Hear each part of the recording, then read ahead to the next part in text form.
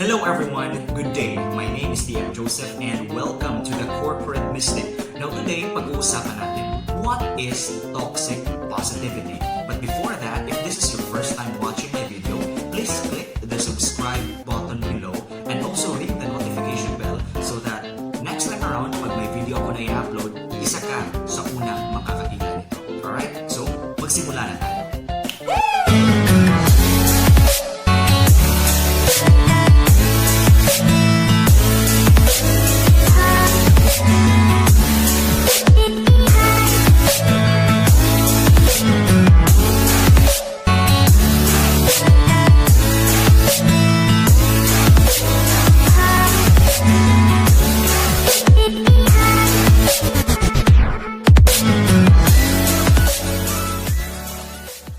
What is toxic positivity?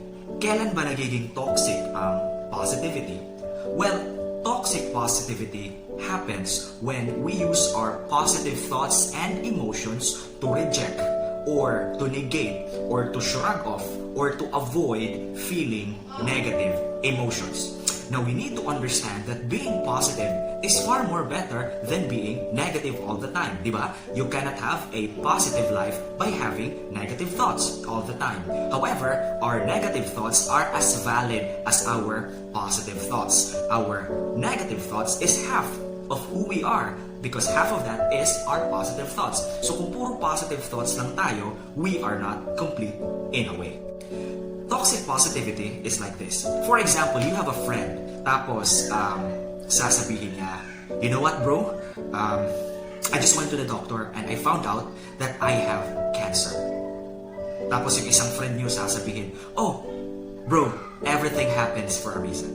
Or like this, may isa kayong friend, sinabi niya, bro, alam mo, I just broke up with my long-time girlfriend. Tapos sasabihin ng isang friend niyo, it's alright bro, you'll get over her, trust me.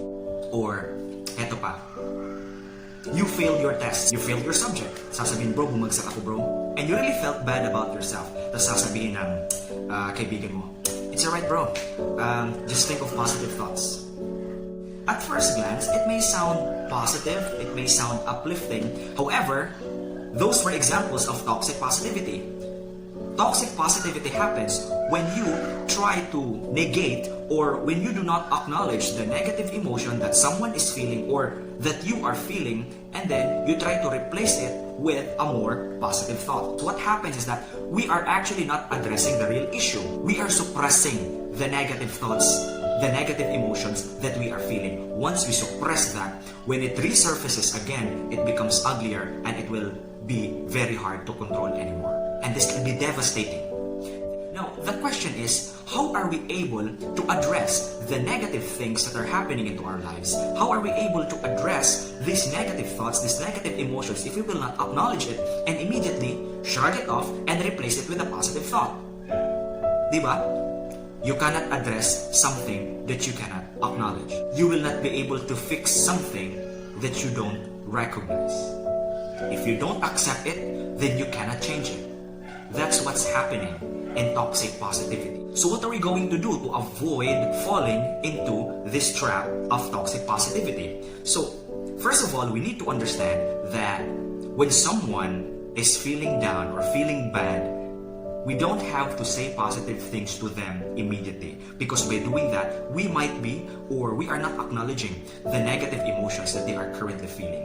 So what do we need to do if someone tells us something negative that is happening to them? So instead of giving unsolicited advice, because most of the time that's what we do, if someone shares their problem, we immediately give unsolicited advice.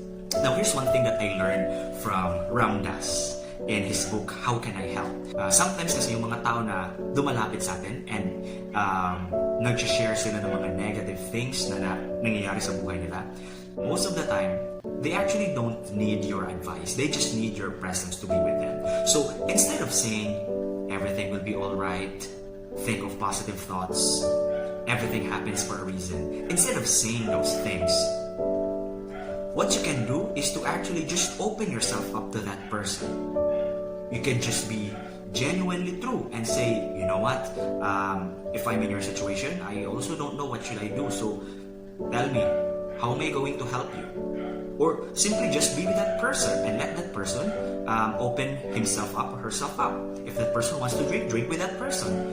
But don't fall into the trap of giving unsolicited advice in a way that you are already giving toxic positivity to that specific person. Next is for yourself. We all know that a lot of motivational speakers or business gurus right now over the internet always speaks about, positivity. Think positive, be positive always. If you're feeling down, think of positive things, and so on and so forth. However, we need to realize, or we need to understand, are we really understanding these things in its proper context? I'm a victim of this because every time I feel something negative, I immediately switch to, thinking positive or having a positive emotion. It's because that's what I learned from these positivity gurus. But I realized later on that by deflecting, by rejecting, by suppressing the negative emotions that I am feeling, when this resurfaces again, this becomes uglier. I realized that I am not really addressing the real issue that is happening to my life because kaya may mga negative emotions akong nafe-feel, kaya pala may mga negative thoughts akong naiisip kasi nga what I did perhaps was something wrong. It's not right.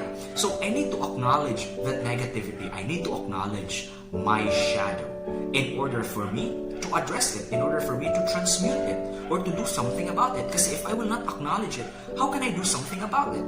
And so, every time we feel negative, every time we screw up, we think of a negative thought, we feel of a negative emotion, don't brush it off. Don't sweep it under the rug.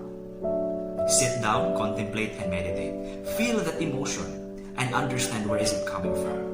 And then, be objective and think of a solution on how can you do things better moving forward and then be positive about that.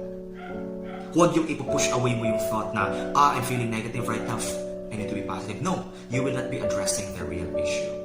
So guys, I hope you've learned something new today and I hope that you don't fall into the trap of toxic positivity, right? So I hope that helps. And again, if this is your first time watching my video, please click the subscribe button below and also ring that notification bell so that next time, pag may upload ako na video, isa ka sa unang makakakita nito. Alright?